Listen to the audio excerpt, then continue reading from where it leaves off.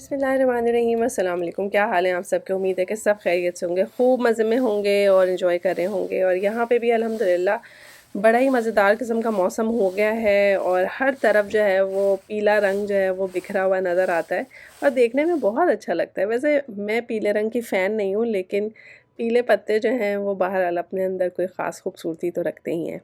तो बस जी, हमारी नॉर्मल रूटीन है, सुबह की वॉक है और उसमें आप इर्द गिर्द के सारे माहौल को देखते हैं, अच्छी-अच्छी सी आवाज़ें सुनते हैं।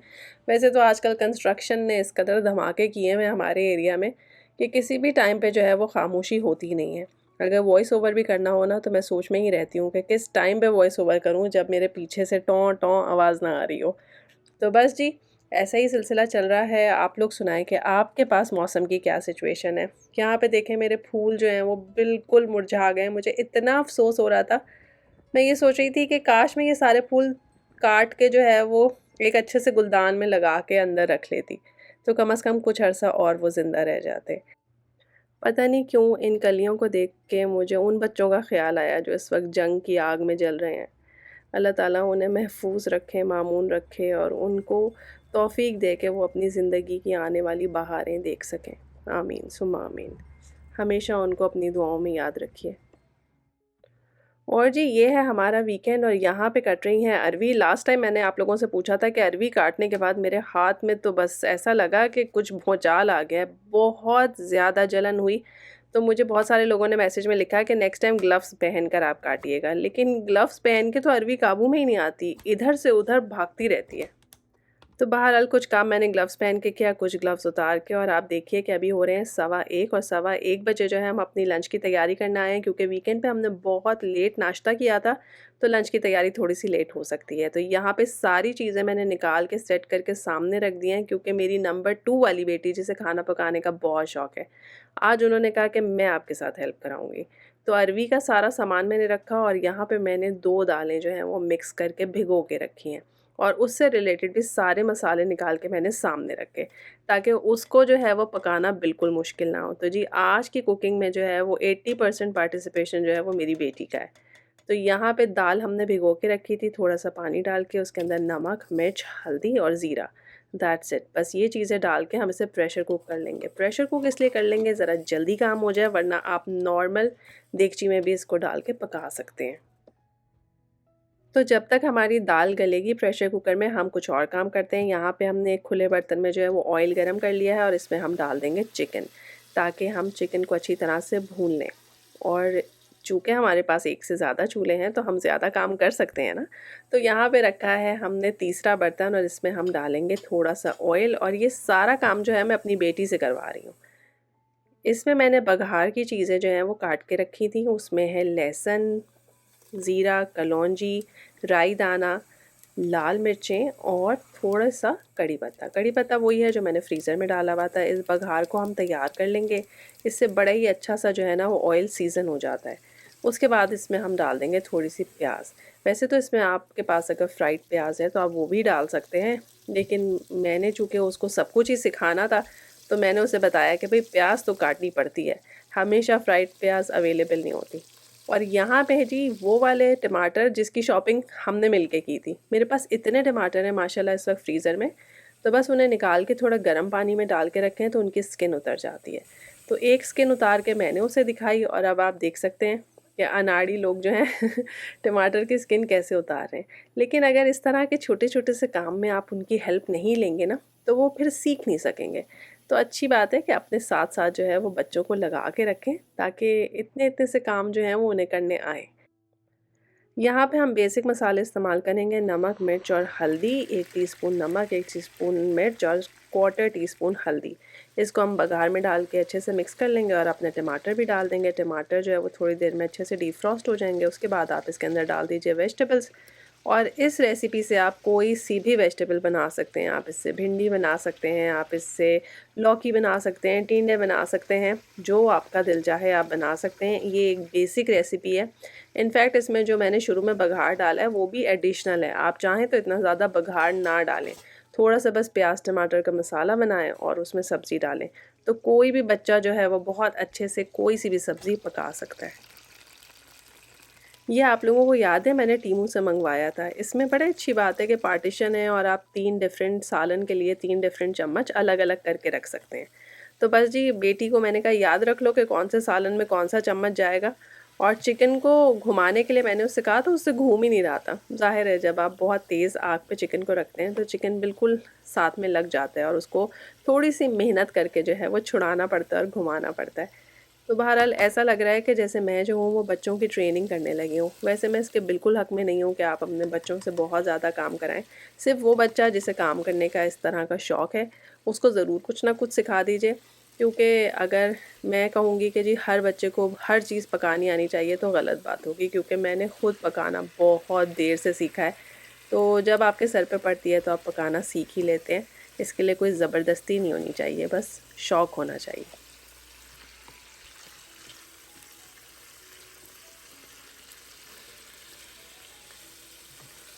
यहाँ पे चिकन को जो है वो हम अच्छी तरह से भून लेंगे, इसका पानी बिल्कुल ड्राई हो जाए, इसका कलर चेंज हो जाए। इसमें जिंजर गार्लिक पेस्ट डाल देंगे और हम इसको बना रहे हैं कोरमा।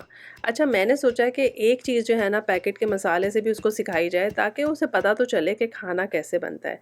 अब प्याज को फ्राई करना एक ट्रिकी पार्ट होता है, तो मैंने सोचा कि उस हैसल से बचाया जाए। तो ऑलरेडी जो फ्राइड प्याज थी उसको मैंने उससे कहा कि क्रश कर लो और उसके बाद जो आपने फ्राई किया है चिकन को उसके अंदर आप मसाला डाल के उसको अच्छी तरह से मिक्स करें। और जो आपने फ्राइड प्याज का अच्छी तरह से चूरा किया था उसको और दही को, इसको अब आपने शामिल करना है। दही की ट्रिक या टिप हमेशा याद रखें, ये रूम टेम्परेचर पे होगा तो कभी भी कर्डल नहीं होगा, और अगर थोड़ा सा ठंडा हो भी तो डाल के उसको जल्दी से मिक्स कर दें तो भी ये कर्डल नहीं होगा। तो बस जी इतना सा ही काम होता है मसाले के पैकेट का। बस देख लीजिए आप, यहाँ पे जो है वो आपने गोश्त की भुनाई परफेक्ट कर ली है। अब सारा काम जो है वो चूल्हा करेगा और देगची खुद ब खुद जो है ये सालन तैयार हो जाएगा। मुझे नहीं पता इसमें से कितना कुछ मेरी बेटी को याद रह गया होगा, लेकिन बहरहाल मैंने कोशिश की कि कुछ बेसिक्स जो है ना वो सिखा ही दी जाए, ताकि कभी अम्मा को ज़रूरत पड़े तो कोई हेल्पर तो मिल सके। आप लोगों को पता ही है यहाँ पे तो आपकी हेल्प करने वाला कोई होता ही नहीं। और जी यहाँ पे हम दाल को चेक कर लेते हैं। दाल में से खूब सीटियाँ बज रही हैं तो डेफ़िनेटली ये जो है गल गई होगी। और चूँकि मैंने अरहर की दाल बनाई है तो अरहर की दाल के लिए मैं ज़्यादा फैंसी काम करती नहीं हूँ। बस नमक मिर्च हल्दी ज़ीरा डाल के जो है वो आप इसको गला लीजिए और उसके बाद इसको बघाड़ लीजिए। बस इतना ही काम होता है और उससे अरहर की दाल में बहुत अच्छा फ्लेवर आता है। जब हम बहुत छोटे थे ना तो हमारे नेबर में एक फैमिली रहती थी जो मद्रास से बिलोंग करते थे, तो वो दाल बनाते थे और मुझे उनके दाल चावल इतने अच्छे लगते थे। मैं अपनी अम्मी से कहती थी कि आप ऐसे दाल चावल क्यों नहीं पकाती। तो बाद में जब मेरी शादी हुई और वहाँ पे हैदराबादियों में तो आपको पता ही है रोज़ दाल चावल होते हैं, तो मैं पसंद बहुत करती थी खट्टी दाल को, मगर मैं सोचती थी कि ये वैसी क्यों नहीं है जैसी मैं बचपन में खाती थी। तो मेन डिफरेंस ये है कि हैदराबादी दाल मसूर की होती है और जो वो मद्रास वाले लोग बनाते थे वो अरहर की दाल बनाते थे। तो दालों का जो टिपिकल टेस्ट है ना वो उनको एक दूसरे से बहुत डिफरेंशिएट करता है। और जी आप लोग देख लीजिए कि मैंने खाना पकाना स्टार्ट किया था 1:10 पे और इस वक्त 2 बज रहे हैं। 2 बजे तक जो है हम लोग कितना काम कर चुके हैं। तो अगर आपके पास एक से ज़्यादा चूल्हे हैं और आप सारी प्रिपरेशन के साथ स्टार्ट करेंगे ना तो बहुत जल्दी आप बहुत सारा खाना पका सकते हैं। तो यहाँ पे मैं तैयार करी हूँ बघार, और बघार में मैंने जो है वो अनियन को फ्राई किया है और इसके अंदर मैं बस थोड़ा सा ज़ीरा डाल के इसी से बघार दूँगी। अच्छा जी, जो बघार है ना उससे हमारे बच्चे बहुत डरते हैं, तो इसलिए इस तरह के सारे काम मैं खुद ही करती हूँ, बच्चों से नहीं करवाती। तो ये रही धनिया की डंडियाँ, इनको मैंने बारीक-बारीक काट के अरवी में शामिल कर दिया है ताकि अरवी जब तक अच्छी तरह से जो है वो ऑयल सेपरेट होगा उसका, तब तक साथ में धनिया की डंडियाँ बहुत अच्छी सी सॉफ्ट होके मिक्स हो जाएँगी। ऊपर से मैंने डाल दिया है थोड़ा-सा लेमन जूस, और मुझसे अच्छी तरह से लेमन निचड़ नहीं रहा था तो मैंने इसके लिए अपने मियाँ को बुलाया कि भई लेमन के अंदर जितना जूस है आप निकाल दीजिए। तो बस जी, साथ में हमने बॉईल कर लिए चावल और हमारा मज़ेदार सा खाना तैयार है। अब हम इसको सर्व करेंगे। असल में मैं आज की वीडियो में ये बात बता रही थी कि मुझे किसी ने मैसेज किया था कि आप जो हैं वो बच्चियों के लिए बेसिक कुकिंग की रेसिपी ज़रूर बताएं, मतलब बिल्कुल बेसिक, कि कौन सी चीज़ कैसे कटती है, कौन सी चीज़ कैसे पकती है, ताकि बच्चियों के काम आ सकें। आइडिया मुझे पसंद बहुत आया क्योंकि मेरे अपने घर में एक ऐसी बच्ची मौजूद है जिसे खाना पकाने का कोई शगफ नहीं है।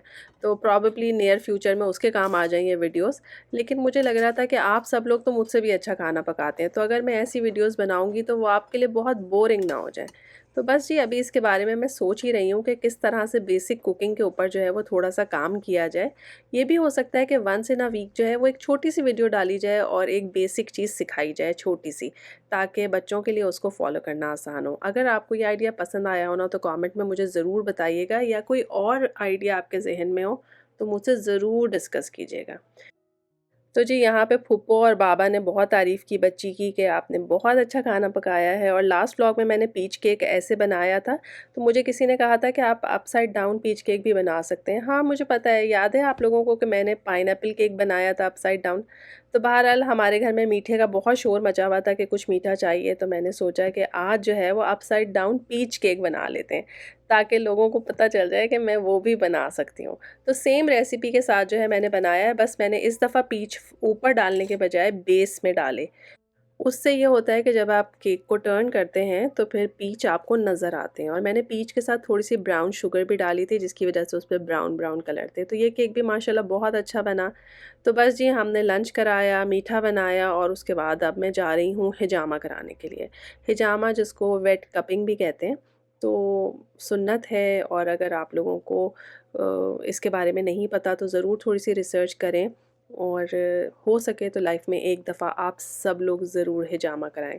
मेरा बहुत फ़र्म बिलीव है इसके ऊपर। मुझे जब भी कोई थोड़ा बहुत मसले मसाइल होते हैं तो मैं ज़रूर हिजामा कराने चली जाती हूँ। तो रिसेंटली मेरे पाँव में बहुत तकलीफ़ हो रही थी, तो मैं हिजामा कराने के लिए गई थी, और अल्हम्दुलिल्लाह काफ़ी इफ़ाक़ा है इसमें मुझे।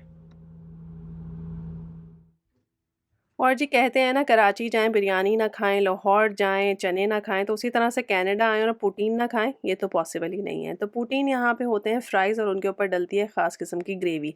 अब जैसे-जैसे डाइवर्सिटी बढ़ रही है, यहाँ पे हर तरह के लोग आ रहे हैं, तो जी अब तो हमें चिकन टिक्का पोटीन और शवारमा पोटीन, इस तरह के सारे फ्लेवर्स मिलते हैं। तो आपा का हमारे साथ लास्ट वीकेंड था, तो हमने सोचा कि पोटीन ऑर्डर करें और मिल के बैठ के खाएँ और एंजॉय करें। आप जितने भी दिनों के लिए किसी के पास जाएँ, बस वो दिन गुज़र ही जाते हैं, और पता ही नहीं चलता कि कैसे महीने गुज़र गए, कैसे हफ़्ते गुज़र गए। तो बस जी खैर से आपा भी अपने घर चली गई हैं, सुबह-सुबह उनको छोड़ने के लिए एयरपोर्ट जा रहे हैं। आप लोग सब उनको और हमें दुआओं में याद रखें। अल्लाह ताला हमारे घरों को मेहमानों की रहमत से हमेशा इसी तरह से नवाज़ते रहें। फिर मिलेंगे एक नए मज़ेदार से व्लॉग में, तब तक के लिए अल्लाह हाफ़िज़।